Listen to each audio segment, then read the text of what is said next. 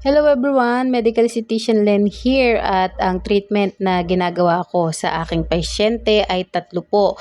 Carbon peel laser treatment, pigmentation laser treatment, diamond peel plus nilibre na po natin siya ng photodynamic therapy dahil po meron pong breakouts ng acne yung ating pasyente. So before that, nakapag-inquire na po siya at naipaliwanag ko sa kanya yung lahat ng bagay na dapat niyang malaman, na-educate din po natin siya during the procedures ng ating home service.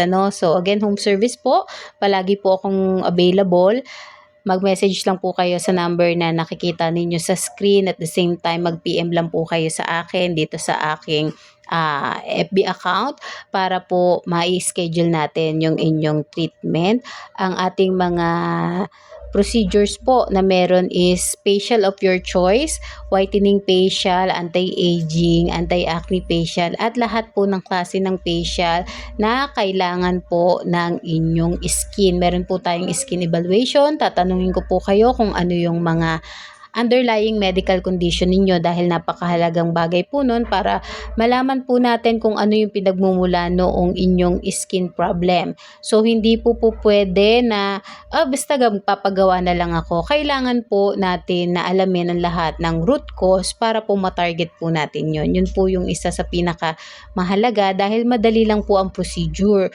Pero magsasayang po ng pera yung pasyente kung hindi po natin matatarget yung root cause. So ayoko po na nagsasayang ng pera yung pasyente or yung marami po silang ginagastos. Kasi po palagi ko po sinasabi doon sa mga vlog ko, may mga pagkakataon na kapag yung root cause ang ating na-target kagad, kahit po wala pong procedure, ay gaganda po talaga yung inyong mga balat. Bukod po doon, kailangan din po talaga na i-value po natin yung pera ng ating patient. So, we are after the quality ng ating service, Hindi yan yung basta, sige, pwede na yung facial, pwede na yung diamond peel. Hindi.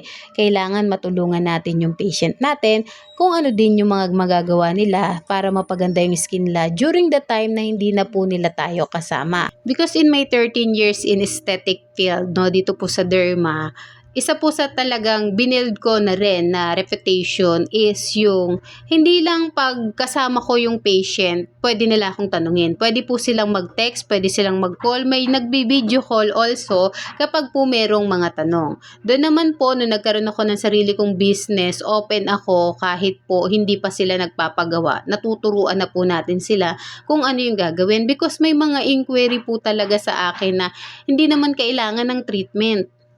Hindi lang alam ng pasyente kung paano niya aayusin yung skin niya. Kasi yung iba, okay yan, sige, treatment natin, facial natin. Hindi po ganun, Kapag naman pwede na natin sabihin na, mother, yung iyo pong anak ay ganito po yung gawin ninyo, ganyan po yung gawin ninyo, may over-the-counter na ganito, ito po yung ipagamit ninyo. Para hindi na sila gumastos, tulungan na lang po natin sila. Especially po kung kapwa ko kayo magulang, alam natin na mahirap magpaaral, mahirap po magpakain, mahirap kitain yung pera. So, part po yun ng ating relationship building dun sa ating mga patient. Alam po yan ng mga inquirer ko na kahit hindi sila nagpagawa sa akin, alam ko at thankful ako kay Lord at pinagmamapuri ko ang Panginoon sa buhay ko dahil po ganun yung principle na itinuro niya sa akin. So, sa akin po, kahit hindi kayo magpagawa kaagad or hindi kayo magpagawa, kapag nakita ko naman na pwede ko kayong tulungan, matutulungan ko po kayo sa pamamagitan ng mga aesthetic medicine na advice, At the same time, pwede ako talagang i-text or i-call or i-messenger para po makita natin. So ako, hindi lang ako kasama ng patient doon during the procedure. Before, during, and after, kasama ako ng patient hanggang sa umayos at gumanda yung balat nila.